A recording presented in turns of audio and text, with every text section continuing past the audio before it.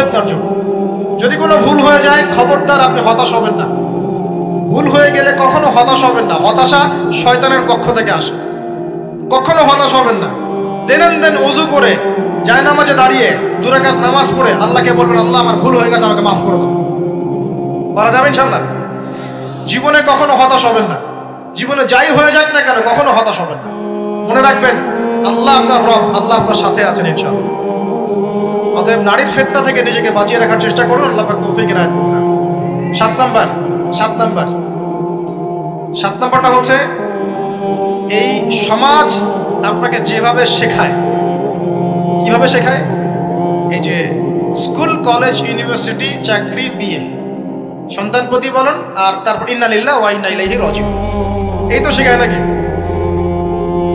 সবসময় মনে রাখবেন যে আল্লাহ রাব্বুল আলামিনের পরিকল্পনাই আপনার উপরে সবচেয়ে বেশি অগ্রাধিকার যোগ্য, সমাজের পরিকল্পনা নয়। পরিবার আপনাকে চাপ দিচ্ছে, চাকরি পাস না, পড়াশোনা করিস না, হ্যাঁ পড়াশোনায় কেন তুই 80 নম্বর পাইলি না, কেন চান্স পেলি না, কবে চাকরি পাবি, কবে আমাদেরকে দেখবি, খাওয়াবি, পড়াবি, এই যে চাপগুলো চারপাশ থেকে আসে কিনা? অনেক যুবক দেখা যায় মাদকাসক্ত হয়, অনেকে দেখা যায় আত্মহত্যা করছে ইদানিং, করছে কিনা ভাই? এই শব্দটা থেকে আমি এই পয়েন্টটা আজকে লিখেছিলাম যে ভুলেও আল্লাহর প্রতি বিশ্বাস এবং তাওয়াক্কুল হারাবেন না। সমাজ যেভাবে শেখায়, সমাজ চারপাশে যে চাপ আপনাকে দিচ্ছে, এই চাপে নিজে গা ভাসিয়ে দিবেন না। আপনি আল্লাহর কাছে দোয়া করবেন, আল্লাহর কাছে পথ চেয়ে নেবেন এবং আল্লাহর প্রতি তাওয়াক্কুল ভরসা করবেন। কখনো আত্মহত্যার পথ বেছে নেবেন। কি হয়েছে? 80 নম্বর পান নাই তো কি হয়েছে? আপনি চেষ্টা করেছেন কিন্তু চান্স পান নাই তো কি হয়েছে? চেষ্টা তো করেছেন আপনি চেষ্টা করেছেন ইউনিভার্সিটিতে চান্সের জন্য, আপনি চান্স পাই নাই, চেষ্টা করেছেন না আপনি? বাস, চেষ্টা করেছেন, পাই নাই, তাকদিরে ছিল পাই নাই, বাস। আমি আমার চেষ্টা করেছি। কখনোই আত্মহত্যার পথ বেছে নেবেন না। আর আমরা পিতা মাতাদেরকে রিকোয়েস্ট করব, কোনো অবস্থাতেই সন্তানকে এত বেশি চাপ দিবেন না যে সন্তানটার এই কোমরটাই ভেঙে চলবে। এই সমস্যাগুলো দিন দিন বাড়ছে সমাজের মধ্যে। কেন এত চাপ দিচ্ছেন? তার প্রতিভা কোথায় খুঁজে বের করুন। তাকে জোর করে কেন টেনে লম্বা করার চেষ্টা করছেন? আমাদের সমাজে বাচ্চা হয়ে গেলেই তার পিঠে একটা সিল মেরে দেয়, হয় ডাক্তার না হলে ইঞ্জিনিয়ার। কেন? এর বাইরে কোনো প্রফেশন নাই। আমার সন্তানকে হয় ঢাকা বিশ্ববিদ্যালয়ে চান্স পেতে হবে, না হলে বুয়েটে, না হলে এখানে। এর বাইরে আর কোথাও পড়ারই জায়গা নাই। আর এখানে পড়লেই আমার সে ছেলে বা আমার মেয়ে একদম সবচেয়ে বড় জ্ঞানী হবে, অন্য কোনোভাবে হবে না, এটা গ্যারান্টি দেওয়া আছে? যারা সভ্যতা বিনির্মাণ করেছেন তারা কয়জন বড় বড় ডিগ্রি সার্টিফিকেট পেয়েছেন খুঁজে বের করে দেখেন, খুঁজে বের করে। আমরা ফিলোসফির মধ্যে যে ফিলোসফারদের হিস্ট্রি পড়েছিলাম তাদের মধ্যে বেশিরভাগই দেখা যায় স্কুলেও যায় নাই, কলেজেও যায়। আছে না? এমন আছে। আমি বলছি না আপনারা যাবেন না, আমি বলছি জ্ঞানের মানদণ্ড এটাই নয় যে আমার সার্টিফিকেট অর্জিত হয়েছে। সার্টিফিকেটটাই জ্ঞানের মানদণ্ড নয় তো। হ্যাঁ, প্রতিযোগিতার একটা জগৎ আছে, আমাকে সেই জগৎ উতরাতে হবে। আপনি চেষ্টা করবেন, যদি না হয় তাকদীরে ছিল, হয় নাই, ব্যাস হয়। আমাকে আল্লাহ পাঠিয়েছেন তার ইবাদত করার জন্য, এখানে আত্মহত্যা করার জন্য আল্লাহ আমাকে পাঠান নাই। আমার জীবন যদি দিতেই হয় তাহলে আল্লাহর জন্য দিব ইনশাআল্লাহ। ঠিক আছে কথা? ব্যাস, দুনিয়ার জন্য নয়। আল্লাহ পাক বোঝার তৌফিক দান। কটা বললাম? 7টা না 8টা? 7টা। 8 নাম্বারটা ইম্পর্টেন্ট এবং এটা আপনাদের জন্য মজাদার। সেটা হলো 8 নাম্বারটা বেশি ইম্পর্টেন্ট। এটা হচ্ছে দিনের পথে চলার ক্ষেত্রে আপনি অনেক রকম মতবাদ পাবেন সামনে। কেউ বলবে আমারটা সঠিক, কেউ বলবে না ওরটা নয়, আমারটা সঠিক, কেউ বলবে না আমার দলটা সঠিক, কেউ বলবে না ওর সংগঠন সঠিক। এগুলো আপনার কান ভারী করে ফেলবে। তখন মনে হবে যে আগেই ভালো ছিলাম রে ভাই, নামাজ পড়তাম না। এখন নামাজ পড়া শুরু করে দেখলাম যে আরে হাতটা বাঁধবো কোথায়, এটাই তো ফিক্স করতে পারতেছি না। এখন আমার কিছু তো অভিজ্ঞতা আছে ভাই, নাকি ভাই? ওর আলোকে একটা কথা বল, সেটা হলো সমাজে কিছু ইখতিলাফি মাসআলা আছে, এই মাসআলাগুলো কানেও ঢুকাবেন না। আপনি ইবাদতের মধ্য দিয়ে আল্লাহকে পাওয়ার চেষ্টা করুন। এবং চিরায়ত একটা ইসলাম আমরা ফলো করছি না? এই ইসলামের মধ্যে এমন কিছু নাই যেটা আপনাকে জাহান্নামে নিয়ে যাবে, এমন কিছু নাই। হ্যাঁ, প্রত্যেকটা ঘরানার মধ্যে কিছু বিভ্রান্ত মানুষ থাকতে পারে। এমন কিছু মানুষ এমন আমল করছে যে আমলটা হয়তো কোরআনে এবং হাদিসে নাই। এটা তার সমস্যা, কোরআন সুন্নাহর সমস্যা নয়। কথা বুঝতে পারছেন? এটা তার সমস্যা, সেই বেদাতটা করছে। সেই শিরকটা করছে। তার মানে এই নয় যে কোরআন হাদিস আমাকে শিরক শিখিয়েছে, বেদাত শিখিয়েছে।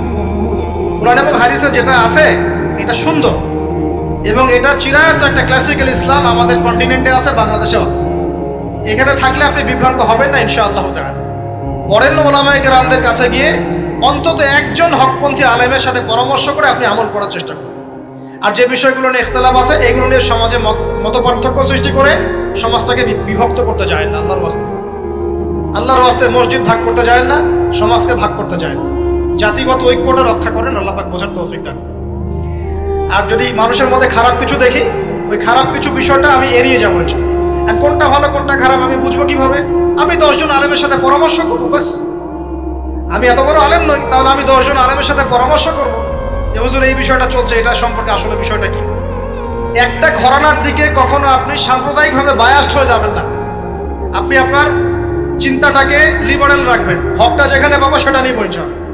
এমন নয় যে উনি বলেছেন বলেই হক আর কারোটা নিব না, ওনারটাই নেব, এভাবে চিন্তা করবেন না। হক যেখানে আছে সেখানে যাবেন আপনি ইনশাআল্লাহ। আল্লাহ পাক আমাদেরকে বোঝার তৌফিক দান। আর যে ইখতিলাফগুলো আছে এগুলো নিয়ে সমাজকে বিভক্ত করতে যায় না, মতানৈক্য নিয়েই ঐক্য হবে ইনশাআল্লাহ তাআলা। আল্লাহ পাক আমাদেরকে এই কথাটা বোঝার তৌফিক দান। আর শেষের দুটো হলো যৌবনকালে আমরা আমাদের পরবর্তী জীবনের প্রস্তুতি গ্রহণ করবো ইনশাআল্লাহ। কারণ বার্ধক্যের জীবনে আপনি কিন্তু এই কাজগুলো এখন করতে পারছেন, সেগুলো পরে পারবেন না। অতএব এই সময়ে আপনি আপনার রিজিকের একটা অংশ সঞ্চয় করার চেষ্টা করুন, কিছু সাস্টেইনেবল অ্যাসেট করার চেষ্টা করুন, যাতে পরবর্তী বয়সে গিয়ে আপনাকে দিনের দিকে কাজ করার জন্য দুনিয়ার ফিতনায় পড়তে না হয়। আল্লাহ পাক আপনাদেরকে হালাল রিজিকের ব্যবস্থা করে দিন, আমি দোয়া করি আল্লাহুম্মা আমিন।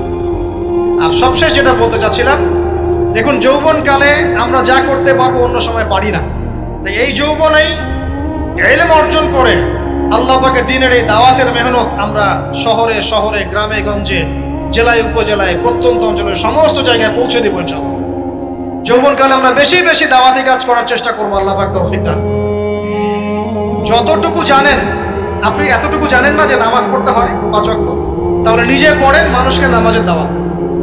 আপনি এতটুকু জানেন না যে ভাই সুদ খাওয়া হারাম, জানেন কিনা ভাই? ব্যাস আপনি মানুষকে বলেন যে ভাই হালাল খাই, সুদ না খাই। আপনি এতটুকু জানেন না যে জেনা করা হারাম, বাস আপনি আপনার বন্ধুকে দাওয়াত দেন, ভাই জেনার দিকে যাস না এবং হারাম অ্যাফেয়ার্সে যাস না। যতটুকু জানেন ততটুকু মানুষের কাছে পৌঁছে দেন, আল্লাহ পাক তৌফিক দান। যুবক ভাইদেরকে আমি এই 10টা নসিহত করলাম আছে, এই নসিহতগুলো একটু মেনে চলেন, যৌবনটা সুন্দর হবে ইনশাআল্লাহ। এছাড়া আর অনেক নসিহত আছে, এগুলো ওই যে বইগুলোর নাম বলে দিয়েছি, আল্লামা তাকি উসমানী হুজুরের যে বইগুলো এগুলো পড়েন, ইনশাআল্লাহ দেখবেন আরো অনেক হেদায়েত আপনি পাবেন। মোটা দাগে কথা হচ্ছে ইলম অর্জন করতে হবে। রাজি আছে কিনা ভাই? রাজি আছে কিনা বলেন? ইলম অনুযায়ী আমল বাড়িয়ে দিব, রাজি আছে কিনা? হকপন্থী ওলামায়ে কেরামের সাথে পরামর্শ করে চলবো, রাজি আছে কিনা? আমরা যৌবনকালে হালাল রিজিক অন্বেষণের চেষ্টা করবো, রাজি আছে কিনা? যৌবনের সময়কে বিন্যাস করে চলবো, এলোমেলো জীবন যাপন করবো না, রাজি আছে কিনা? নারীদের ফিতনা থেকে বেঁচে থাকার চেষ্টা করবো, রাজি আছে কিনা? আগামী দিনের জন্য, ইসলামকে এগিয়ে নেওয়ার জন্য দাওয়াতের মেহনত করবো, রাজি আছে কিনা? আচ্ছা, এখন আসেন, এগুলো আমাদের করণীয় ছিল না, আমাদের যুবকরা এখন করছে কি সেটা? আমাদের যুবকরা এখন কিশোর গ্যাং করছে। কিশোর গ্যাং কি করছে? আপনাদের পরিবারের কর্তা যারা আছেন তাদেরকে আমি একটু রিকোয়েস্ট করবো, আপনার সন্তানের দিকে খেয়াল রাখেন। আপনার সন্তানকে যত ছোট মনে করছেন, আপনার সন্তান এখন এত ছোট নয়। কিশোর বয়সে সে এমন পাপও করে ফেলেছে যা আপনি এখনো করেন নাই। কিশোর বয়সে এমন এমন পাপ করা তার শেষ যা আপনি এখনো চিন্তাও করতে পারেন। অতএব সন্তানকে শুধু গায়ে গতরে বড় করলে হয় না। আমরা যে সন্তানকে মানুষ করার জন্য নিজের ঘাম ছেড়ে দিচ্ছি, মানুষ করার অর্থ হচ্ছে ওর আত্মাটাকে গড়ে তোলা, দেহটাকে গড়ে তোলা নয়, আর আত্মাটাকে গড়ে তুলুন। সন্তান থেকে খেয়াল রাখেন।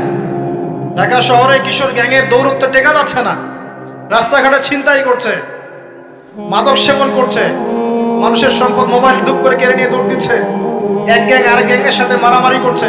এগুলো শিখছে কোত্থেকে? এগুলো শিখছে আপনার ওই যে অপসংস্কৃতি দেখে দেখে। পশ্চিম থেকে, আমাদের পার্শ্ববর্তী থেকে অনেক অপসংস্কৃতি ঢুকছে ভিতরে, ওটা দেখে দেখে দেখে দেখে শিখছে কি করতে হয় না। দুইটা গ্যাং তৈরি করছে এবং সিনেমাতে যেমন দেখানো হয় সে নিজেকে ওই রকম করে চিন্তা করা শুরু করেছে। এই কনসেপ্টগুলো মানুষ পাচ্ছে কোথায়? নাটক সিনেমা থেকে পাচ্ছে। একটা দল ক্রিয়েট করেছে, সে সেই দলের নেতা হয়েছে, আরেক দল তাকে মারতে আসছে, সে আবার তাকে মারতে যাচ্ছে। এই যে জিনিসগুলো, এগুলো নাটক সিনেমায় দেখানো হচ্ছে না এখন? যুবকরা শিখছে কোত্থেকে এগুলা? বাংলাদেশের মেয়েদেরকে একসময় শেখানো হয়েছে তুমি সুন্দর না, তুমি কি না, তাদের মনে ঢোকান তুমি সুন্দর না, আরো সুন্দর হতে চাও, আরো সুন্দর হতে চাও, এই ক্রিম মাখো সুন্দর হয়ে যাবে। এই একটা কনসেপ্ট ঢুকিয়ে দিয়েছে মাথায়, তুমি সুন্দর না, তোমাকে আরো সুন্দর হতে হবে। আল্লাহ তোমাকে যে সৌন্দর্য দিয়েছেন এটা যথেষ্ট না, অন্যরা আরো অনেক বেশি সুন্দর, তুমি সুন্দর না, এই ক্রিম মাখো সুন্দর হবে। এই করতে করতে করতে ক্রিমের ব্যবসা শুরু হবে। বাণিজ্য সবকিছুর পিছনে কি থাকে? বাণিজ্য।